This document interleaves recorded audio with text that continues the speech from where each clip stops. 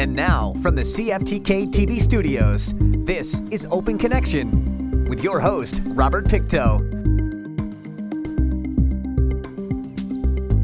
Welcome to Open Connection. I'm your host, Robert Pictou. Our show comes to you from the traditional and unceded territory of the Tsimshian people. Originating in ancient China, dragon boat racing is now the fastest growing water sport in the world and a favorite among charities and corporations for its fundraising and team building benefits. On today's Open Connection, we open our archives to bring you this story from 2003. There is life after cancer, any type of cancer, and especially with them breast cancer. You know, it's not the end of everything. Delivering that message is more than evident from this group of ladies. There is about 25 of them, many who are breast cancer survivors, others who are breast cancer supporters. But all of them have a common goal: to increase awareness and support, and to prove having cancer does not change who you are and what you can do.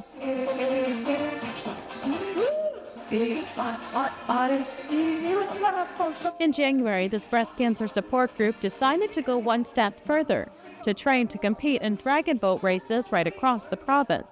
To me, it's fantastic because, we've never had anything like this before. And I don't know if it's the exercise or it's being with people, like other women, but there's also non-breast cancer ladies here too. So it just makes it, just a real gung-ho group. We're just very excited about this. Judy discovered she had breast cancer 8 years ago and joined the Prince Rupert support group shortly after. Expanding that group to training for its own dragon boat team has become more than healing for many of these ladies. It's different for me completely, like exercise and to be with everybody, like as a group. And I just think it's really a healthy thing. I feel really good after with the training we're getting. I feel really great after. You feel energized, even at home. Not like before, you were so sweet. What? You didn't feel as energized as you do when you exercise. After you have cancer, and people tell you to go on with your life, but you do go on with your life, but it's kind of hard just to forget about the cancer. You can bring it forward with you, and it has become part of your life.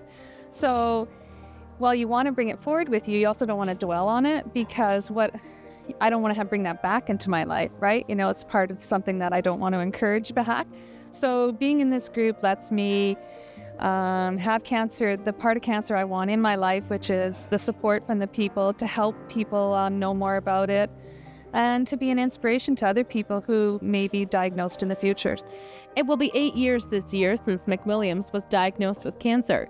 She says training to become rowers for their own dragon boat team is not as much of a physical challenge for cancer survivors as many may think. For a long time, though, we were told, and it was the belief that we weren't to use our arms that we had our operation on. And so they told us not to carry groceries and suitcases and things like that. Even 7 years ago when I was diagnosed, I was told never to use that arm. But now that's all been, through research, they realized that's not the truth. And so we train and we use our arms, same as everyone else, and nobody has any problems. And it's just a matter of working our way through it in a gentle way, not in a really harsh way. The group trains 6 days a week, 2 days a week together. For 1 hour, Monday and Wednesday night, the ladies train at the club in Prince Rupert, who has given each of them a membership for free. This is what being fit is all about. They bring to it both mind, heart, spirit, soul, everything about it. It's full of laughter, it's full of movement, it's full of group stuff, it's camaraderie, it's helping each other out, it's everything you could ever think about that you get to watch in one group. For now, the ladies train using exercise balls and paddles to simulate what it will be like rowing in the waters. In the spring, they hope to be able to raise enough money to buy a canoe that is similar to the dragon boat. The cost of that is about $8,000. They will train in that canoe throughout this season and hopefully have both the funds and the training in place to compete as a team in the summer of 2004. Open Connection will be right back after these messages. And now, from the CFTK-TV studios, this is Open Connection with your host, Robert Pictou. Thank you for staying with us. Its taste is hard to forget, warm and cold at the same time. The taffy is bursting with sweetness and earthiness. Maple taffy is simply maple syrup on snow. Originally an indigenous tradition, the recipe was adopted by French settlers in eastern Canada, specifically around Quebec and northeastern United States. Let us return to the archives to bring you highlights of Terrace's Maple Syrup Festival. Terrace families enjoyed a celebration of French culture at Terrace's first Maple Sugar Festival at Heritage Park. The highlight was maple syrup boiled and then cooled in troughs of snow to make delicious toffee. In the French culture, we love having kids at all of our parties, and this is really nice because we're having a lot of kids here, and they're all being very active in all the games and having a lot of fun. The Northwest's Francophone Association helped organize this event. Kitimat, Terrace, Smithers, and Prince Rupert. So we try to have activity in all those towns. So we decide to have the Sugar Shack or Toffee on the Snow here in the Terrace for beginning of March. We have another brunch buffet, cabane à sucre in Kitimat in April. And Smithers, it's Saint Jean-Baptiste, and we try to have activities all the time. The 2001 census found about 480 people in the Terrace area who identified French as their mother tongue, the first language they learned and a language they still understand. About 20 years ago, when we first brought in the CBUFD, which was the French radio station, and also to the French television station, we used to have over 500 French-speaking families here in Terrace. Now, I know it has dwindled, since then, but, the French community is very strong in Terrace. Not only that, with having Alcan in Kitimat, Alcan transfers a lot of their employees from Quebec, from the aluminum plant in Quebec to the aluminum plant in Kitimat. So we're having a lot of French people coming over here to Kitimat and working for 2 to 3 years and really enjoying the time that they're spending up in northern British Columbia. In Kitimat, the last census found about 330 people with French as their mother tongue. In Prince Rupert, it was 210, and in Smithers, 120. Yeah, we have a lot of people who came here many years ago and started in the logging industry, and you can always see them around town somewhere. Gather together. A lot of them are retired now. Gather together and always having their coffees, and you'll always see that little group there, always speaking in French. Hundreds of Northwest students learn French as a second language through French immersion programs in their public schools. But another little-known school in Terrace also offers classes in French. The French immersion is offering French as a second language, and this one we have kids that have French as a first language. And we start with 12 kids at the Kirikishan school. We had grade 1 to grade 3. And after we move in the Cook school, we run that school. And right now we have 27 students, kindergarten to grade 6, and we have full-time kindergarten. And the school board is in Richmond. This is a provincial school board. Service des causes qui les tenaient le plus à cœur, c'est-à-dire les mots pour les. Some of these children speak French at home, but others do not. What happens is there are a lot of families that it's one parent that's Francophone and the other parent is Anglophone, so or could be another language also. And so they're not speaking French at home. A lot of the times they're speaking English at home. So it's about 50% of the students, do speak French and the other 50% don't. Yes, I speak French at home. My mom's from Quebec and my dad speaks French too. It would be harder for Kurt and his classmates to keep up their French without having it at school. Yeah, it's kind of hard because most where I live, most of my friends are English. Some Francophones will lose their language just after one generation. Most of the time I believe that they say that it takes 2 generations and the language is gone. So it's really nice to have kids here that are, sometimes we can also almost see the language that skipped a generation. So the grandparents have brought the children in, and so actually the parents don't speak very much French, but now their child is speaking more than the parent. L'École Jack Cook and the French immersion programs at Kitikishan and Cassie Hall schools next door work closely together as well, sharing some resources and bringing their students together on a regular basis. Students from both programs attended the Maple Sugar Festival. Having 2 languages, being bilingual is no doubt a bonus, in Canada especially. So that's becoming more and more popular and very recognized here. For parents like Moore, who isn't Francophone herself, AFNO may soon offer some assistance too. We want to open another office here in Terrace to help to give some French course, because a lot of parents, they have their children in French immersion and they cannot help them at home. So we want to open an office to be able to give course to those parents to learn French and how to help them. Many in the Francophone and French immersion communities are also welcoming news of more help from Ottawa to boost bilingualism in Canada. For them, it's a matter of preserving the French culture and providing more opportunities for their children to communicate with people across Canada, around the world, and here at home. Open Connection will be right back after these messages. And now, from the CFTK-TV studios, this is Open Connection with your host, Robert Pictou. Welcome back to Open Connection. The practice of utilizing water in healing dates back to ancient civilization, where it held significant cultural and medical importance. In ancient Egypt, water therapy was integrated into rituals and daily life, with the Nile River being revered for its life-giving properties. Let us return to the archives to discover more about the healing properties of water. The swimming program has been around in one form or another for the past 20 years here in Prince Rupert. This year, 29 students come to the pool one day a week to exercise and to socialize with other kids with special needs. Val Wiley says her 11-year-old son Tanner has benefited both socially and physically from the program. I just noticed his confidence level in the water is really truly improved. You know, even in the last year, he never wanted to float on his back before, and he was doing really well. Just watching him just now, his confidence level has come way up. You know, and he looks forward to coming to go swimming and meeting up with his friends and stuff, and you know, it's just great. It's good for him. Tanner was born with cerebral palsy, limiting use of both his legs and his right arm. But Val says since he began taking part in the program in kindergarten, his physical strength has improved. He's built up a lot more leg muscles, you know, and even his arms. Because the temperature of the water is so nice and warm, it loosens up his muscles, so he's not so tense all the time. Yeah, so yeah, he's definitely built up more strength in his arms and his legs, yeah. Another child taking advantage of this program is 9-year-old Josh O'Brien. Well, basically because I get to exercise my hands and feet when I swim that. He says his favorite part is not the swimming lesson part of the program.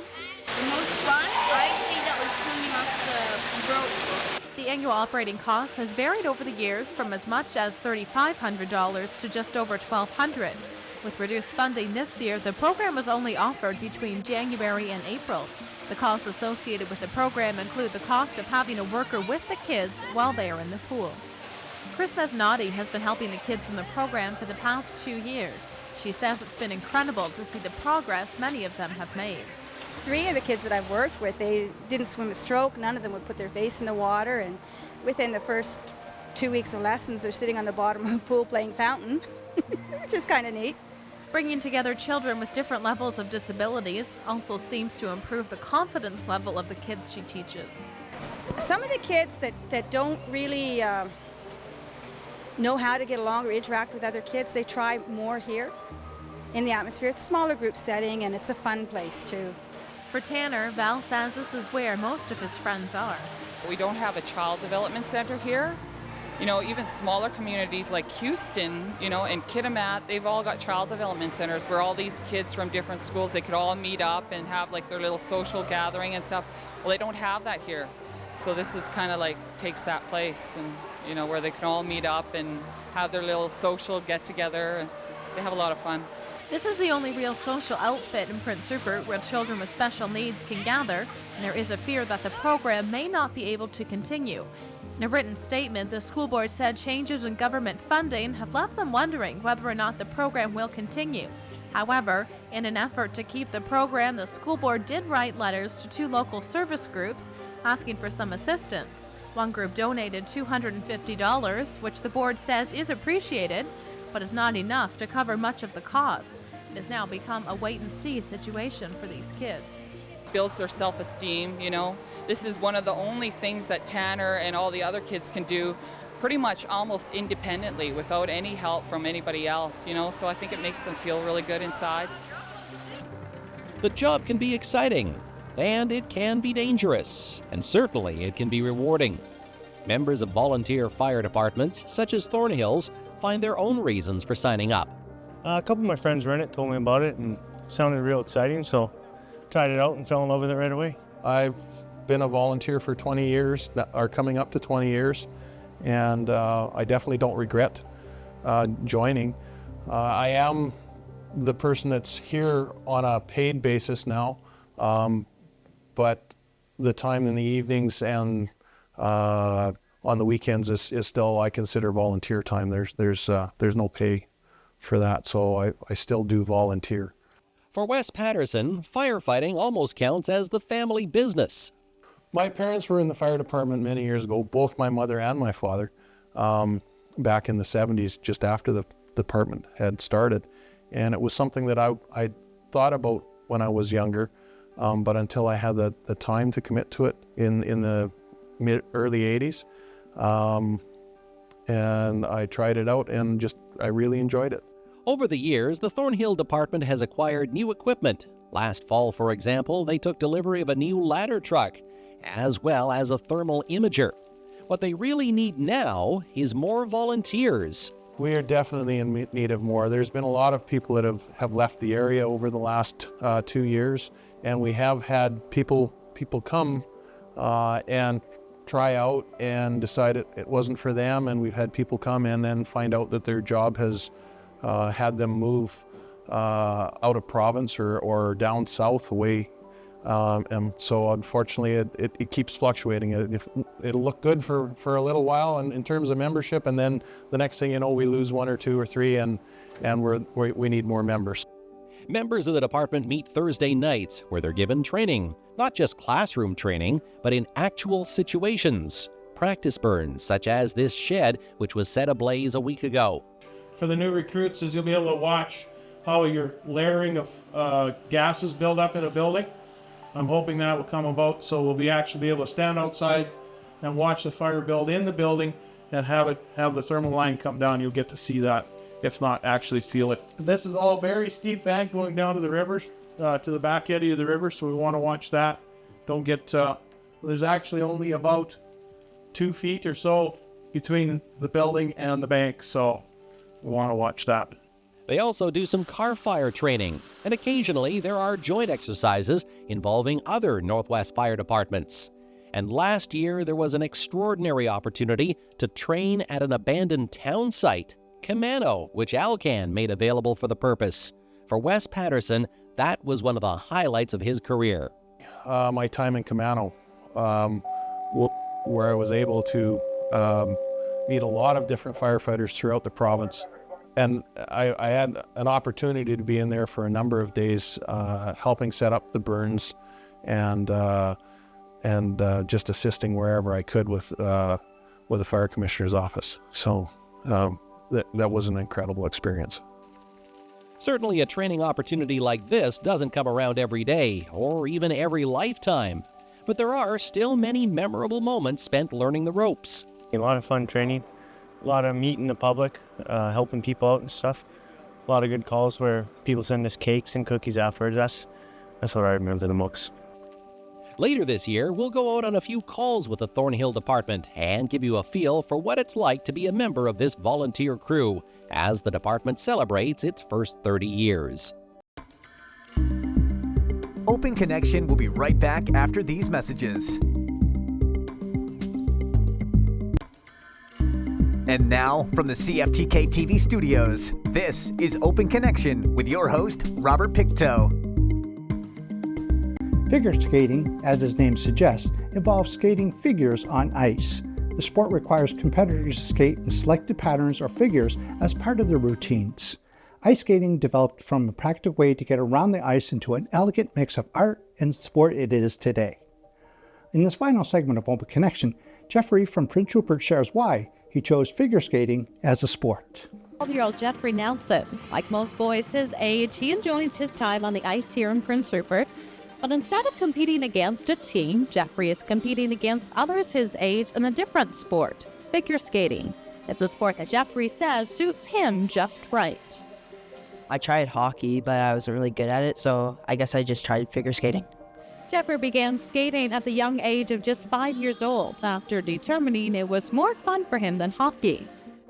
You don't really have to skate that long, and, well, it's probably more fun, I think. Enjoying more of the technical side of things, he says his strengths are in that area as well. Well, I'm mostly good at jumps. I'm good at dances, too. His coach says dancing is where Jeffrey really shines and is able to demonstrate just how talented he really is. He's a very good dancer. We've actually paired him up with a girl for ice dance. His timing is excellent, with great extension. And now, with the height growth, the jumps have just started to come into play. He's just a great performer. He really gets the crowd into it. He gets them going and loves it. The transition between hockey and figure skating, it seems in this case, was quite simple for Jeff and for his peers. My friends don't really care if I figure skate or not, so, I just do it. So he hasn't had too much trouble with that, I don't think. I mean, his brother plays hockey, his older brother, and then he's just really liked the figure skating all along. He's pretty strong in himself, and he's never let it bother him at all. Sherry says Jeff is one of the lucky ones. He has support to pursue this non-traditional male sport from both his friends and his family, which is not always the case. The parents have to be really supportive of it because obviously the boys are to go in hockey. I mean, I teach some power skating as well, and there's quite a few boys that I'd love to try figure skating, but I think it's a lot of that they feel that they can't. But I think most of the parents have been very supportive with them on that, and they talk to me about it. I mean, they're here, and we just try to support them any way we can. And since there isn't many males in this sport, demand for them is high, and the opportunities are endless. I can be a dance partner, or I can go to the Olympics and stuff like that. Well, they are few and far between, right? So when you get them, it's everyone wants them. Every girl wants to dance with the guy in the dance. And dance partners, as a coach, are very hard to find right now. They're just way overworked, so they're always being worked for him there because the girls always need a partner, and there's always lots of girls to go around. And while this sport may always attract more females than males, the stereotype itself seems to be disappearing, with people like Jeffrey showing he has both the confidence and the determination that is needed to succeed. There has been a little bit of change, I think, with more of the males coming on the professional circuit that are definitely very straight. They definitely are not that gay side. It's changed a bit. There will still be that stereotype somewhat, but I think society's changed that way too. They've supported that, hey, if a kid wants to do this, they want to do this, and they work just as hard as any hockey player out there. We can talk about self-rule, self-determination, self-government till we're blue in the face. If we can't create self-sufficient communities, we will never achieve true self-government. It goes hand in hand, and we're making a real effort to convince our dudes that are in a position to influence and make decisions that this is key. Thank you for joining us for this episode of Open Connection. The greatest distance in the existence of man is not from here to there, but the connection from his mind and heart. If we can conquer that distance, we can soar like an eagle and realize our immensity within. I'm Robert Pictou.